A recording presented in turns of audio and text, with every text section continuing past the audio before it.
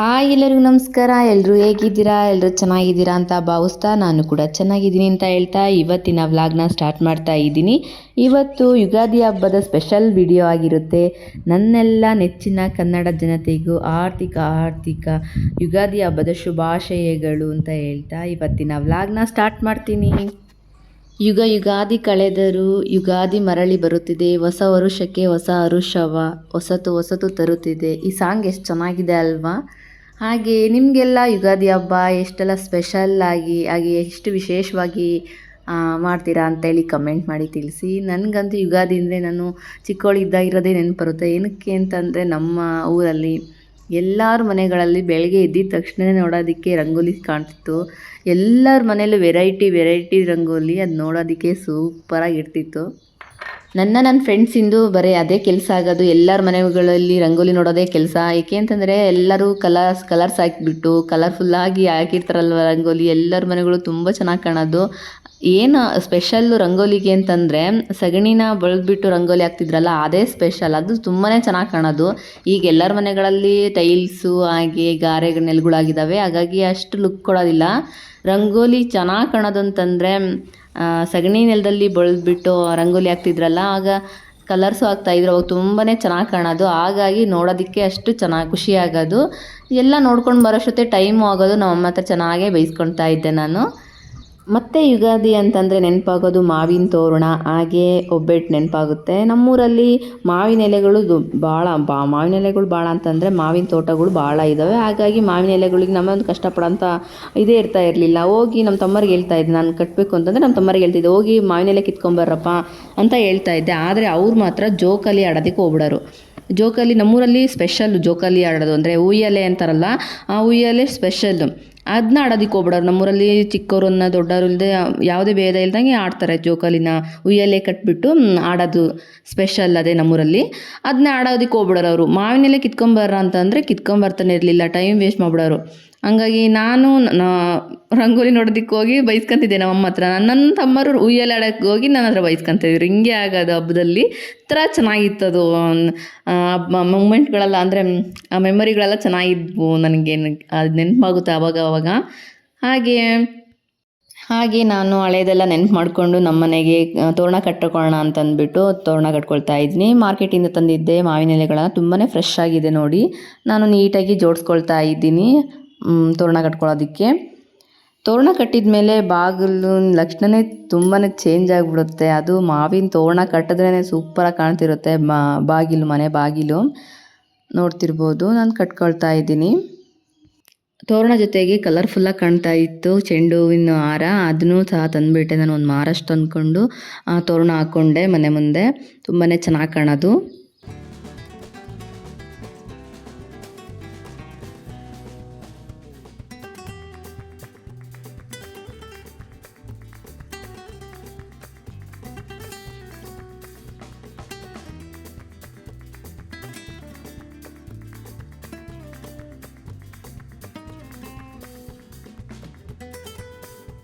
ಹಾಗೆ ಹೊರಗಿನ ಕೆಲಸ ಎಲ್ಲ ಮುಗೀತು ಅಂತಂದ್ಬಿಟ್ಟು ಪೂಜೆ ಮಾಡೋದಕ್ಕೆ ಬಂದೆ ನಾನು. ಇನ್ನು ನನ್ನ ಚಾನಲ್ ಯಾರು ಸಬ್ಸ್ಕ್ರೈಬ್ ಮಾಡದೆ ನೋಡ್ತಾ ಇದ್ರು ಪ್ಲೀಸ್ ಸಬ್ಸ್ಕ್ರೈಬ್ ಮಾಡಿ. ಹಾಗೆ ಕಳಸ ಇಟ್ಕೊಳ್ತಾ ಇದ್ದೀನಿ.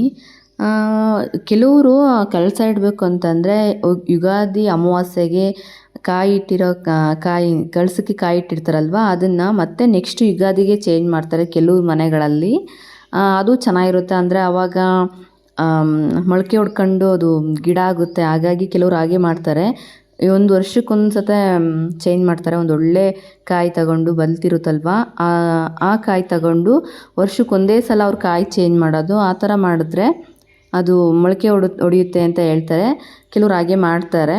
ನಾನು ತಿಂಗಳಿಗೊಂದು ಸಲ ಚೇಂಜ್ ಮಾಡ್ತೀನಿ. ಅದು ನೋಡೋದಕ್ಕೆ ಅಷ್ಟು ಚೆನ್ನಾಗಿ ಕಾಣ್ತಾರಲ್ವ, ಹಾಗಾಗಿ ನಾನು ತಿಂಗಳಿಗೊಂದು ಸಲ ಚೇಂಜ್ ಮಾಡ್ತಾನೆ ಇರ್ತೀನಿ ಕಾಯಿನ ಕಳಸಕ್ಕೆ. ಎಲ್ಲ ಜೋಡಿಸ್ಕೊಂಡಿದ್ದಾಯಿತು. ಜೋಡಿಸ್ಕೊಂಡಿದ್ದ ನಂತರ ದೀಪ ಹಚ್ಚಿ ಹಾಗೆ ಉದ್ದಿ ಕಡ್ಡಿ ಬೆಳ್ಕೊಳ್ತಾ ಇದ್ದೀನಿ. ಉದ್ದಿ ಕಡ್ಡಿ ಬೆಳಗ್ಗೆ ಆದಮೇಲೆ ಕರ್ಪೂರದ ಆರತಿ ಮಾಡಿ ನಂತರ ಧೂಪ ಹಾಕ್ತೀನಿ.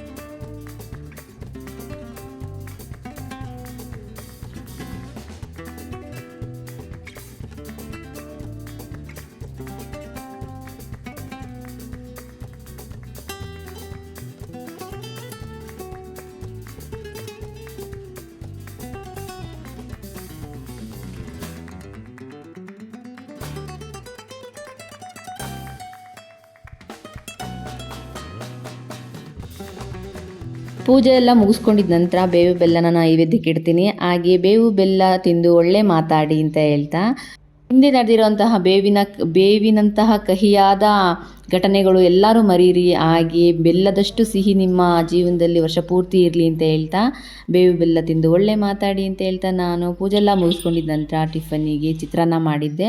ಅದನ್ನೇ ಟಿಫನ್ ಮಾಡಿ ತಿಂದ್ಕೊಳ್ತಾ, ಬೇಗ ಆಗೋದು ಅದೇ ಅಲ್ವಾ, ಬೆಳಗ್ಗೆ ಬೇಗ ಆಗೋದು ಅದೇ ಅಂತ ಅಂದ್ಬಿಟ್ಟು ನಾನು ಚಿತ್ರಾನ್ನ ಮಾಡ್ಕೊಂಡಿದ್ದೆ. ಅದು ಮಾವಿನಕಾಯಿ ಚಿತ್ರಾನ್ನ ಮಾಡ್ಕೊಂಡಿದ್ದೆ, ತುಂಬಾ ಚೆನ್ನಾಗಿತ್ತು. ನನಗೆ ಮಾವಿನಕಾಯಿ ಚಿತ್ರಾನ್ನ ತುಂಬಾ ಇಷ್ಟ. ಅದು ಭಾಳ ಟೇಸ್ಟಿಯಾಗಿರುತ್ತೆ, ಹುಳಿ ಹುಳಿಯಾಗಿ.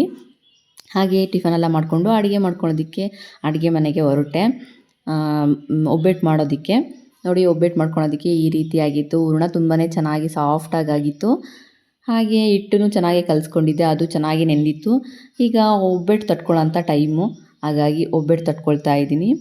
ಯುಗಾದಿ ಅಂದರೆ ಬೇಸಿಗೆಗೆ ಬರೋದಲ್ವಾ, ತುಂಬಾ ಬಿಸಿಲು. ಹಾಗಾಗಿ ಎಣ್ಣೆ ಸ್ನಾನ ಮಾಡಬೇಕು ಅಂತಾರೆ ಯಾವಾಗಲೂ. ವಾರಕ್ಕೊಂದ್ಸಲ ಆದರೂ ಎಣ್ಣೆ ಸ್ನಾನ, ಹಬ್ಬದಲ್ಲಿ ಒಂದೇ ಅಲ್ಲ ಎಣ್ಣೆ ಸ್ನಾನ ಮಾಡೋದು, ವಾರಕ್ಕೊಂದ್ಸಲ ಎಣ್ಣೆ ಸ್ನಾನ ಮಾಡೋಕ್ಕೆ ಟ್ರೈ ಮಾಡಿ. ಏನಕ್ಕೆ ಅಂದರೆ ತುಂಬಾ ಬಿಸಿಲಿದೆ, ಹಾಗಾಗಿ ತುಂಬಾ ಹೀಟ್ ಆಗುತ್ತೆ. ಹಾಗೆ ನೀರನ್ನ ಜಾಸ್ತಿ ಕುಡಿಯೋದಕ್ಕೆ ಟ್ರೈ ಮಾಡಿ.